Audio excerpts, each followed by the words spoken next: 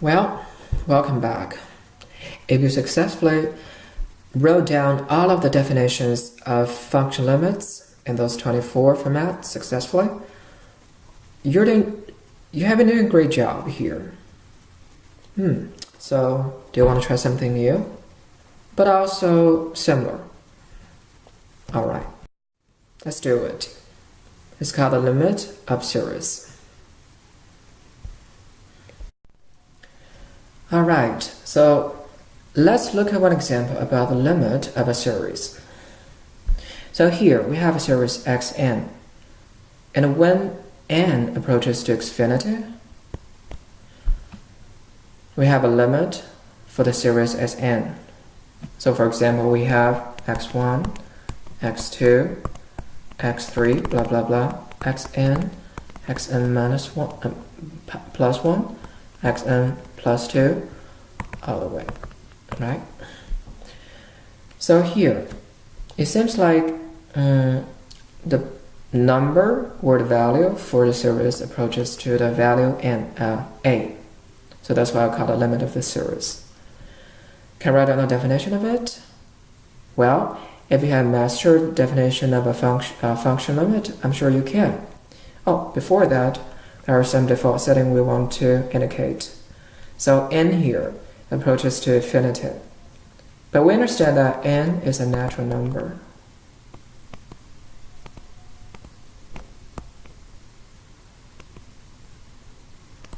Which means n can have the values as 1, 2, 3, blah, blah, blah, blah. So by default, n approaches to infinity, just means n approaches to positive infinity. There's no question of that. And if you have a little trouble, I will give you a little hint here. So for the function, right, we have fx and x. If you don't know that, you have to review your function limit definitions sections again, I guess. So here, fx become xn and x become n.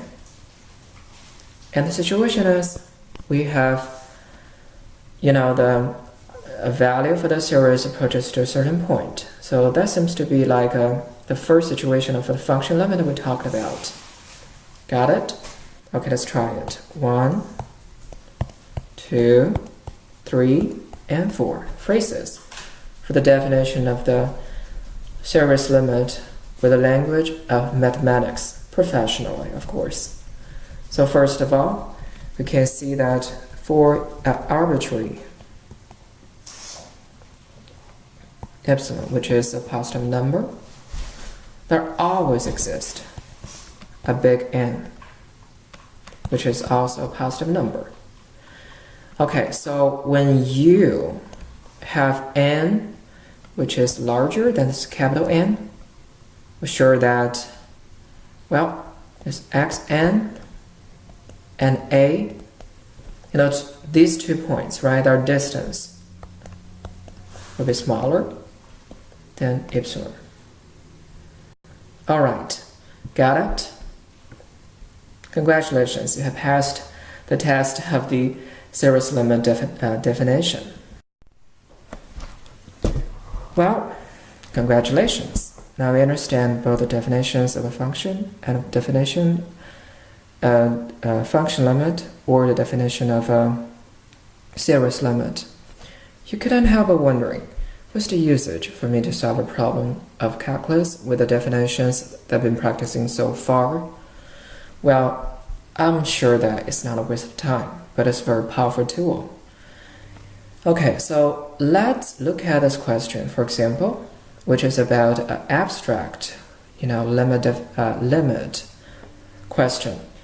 So there is a given series xn, okay, with the first member of the series as a constant a, and we're sure that every member in the series is non-zero.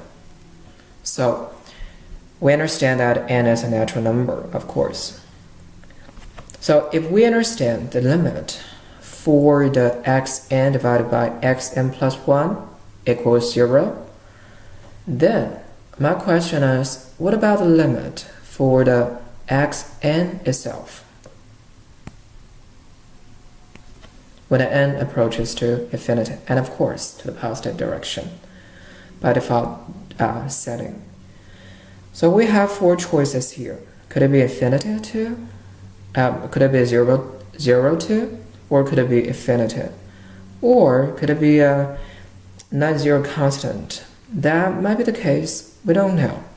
Or maybe we have 2 choices, infinity or constant. That sounds maybe like a more complex one and could be the right choice.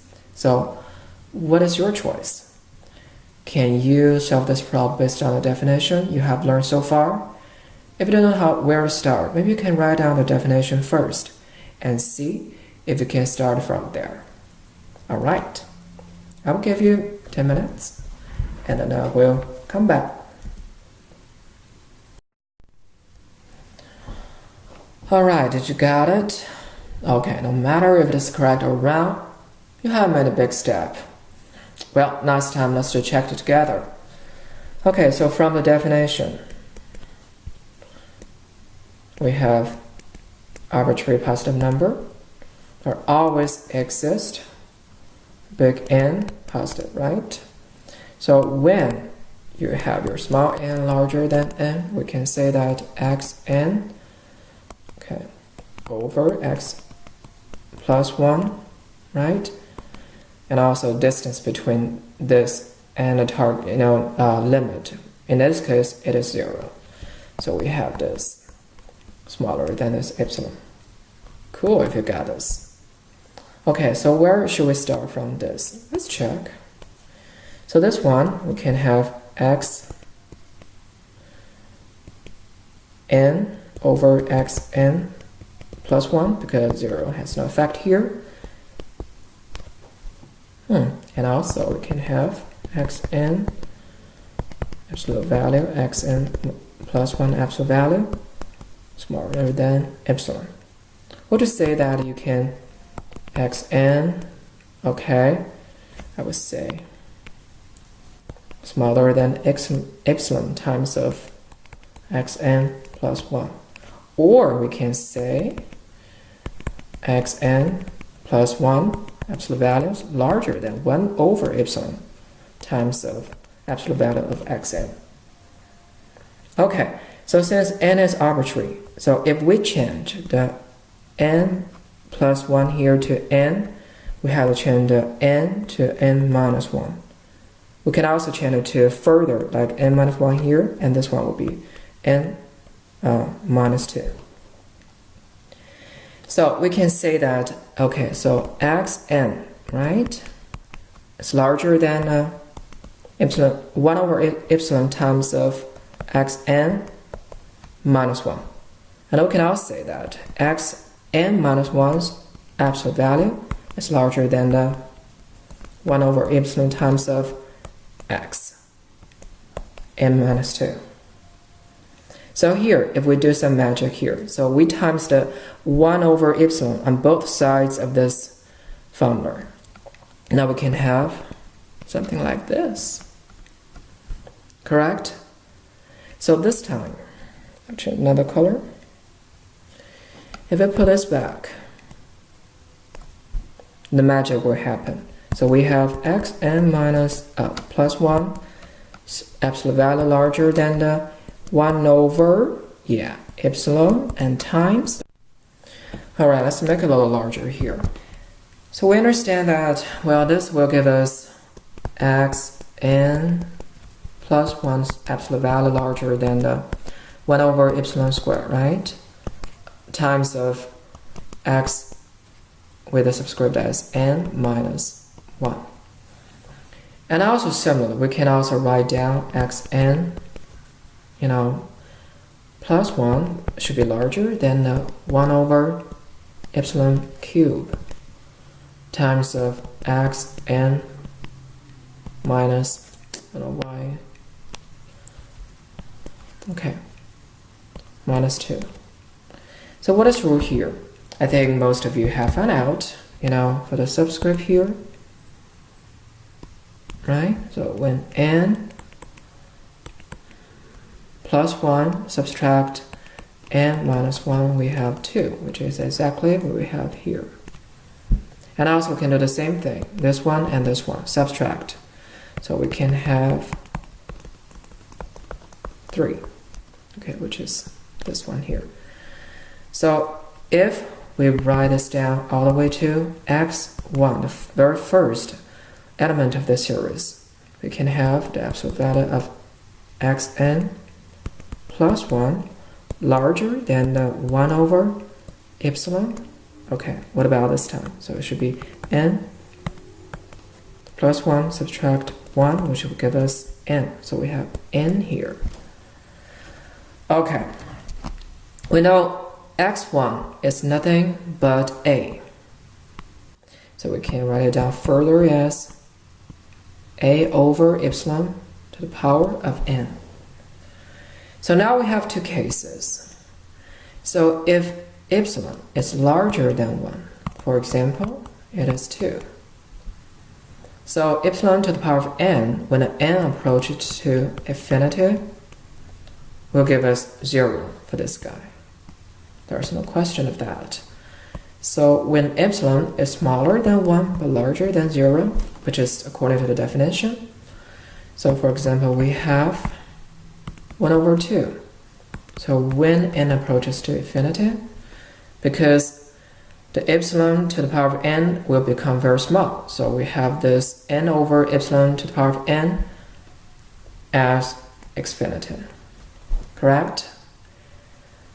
Alright, so this time, let's look at this whole thing together. I'm going to change my pen's color. This whole thing that you can see. Okay. Right?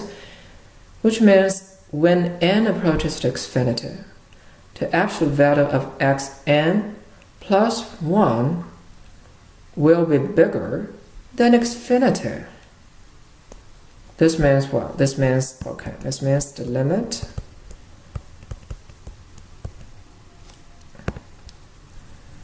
of x n plus 1's absolute value when n approaches to infinity will become infinity. You will ask, what about this situation?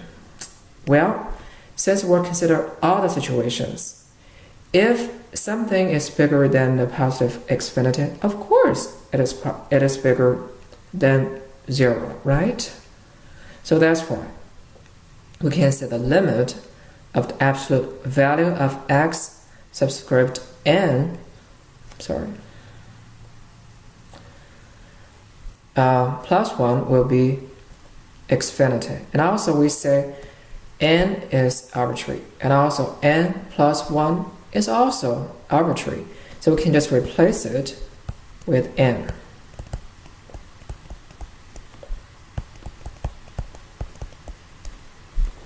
Okay, so this time, I think you have already known which option should be the correct one. So the limit of such expression, absolute value of xn, will be infinity.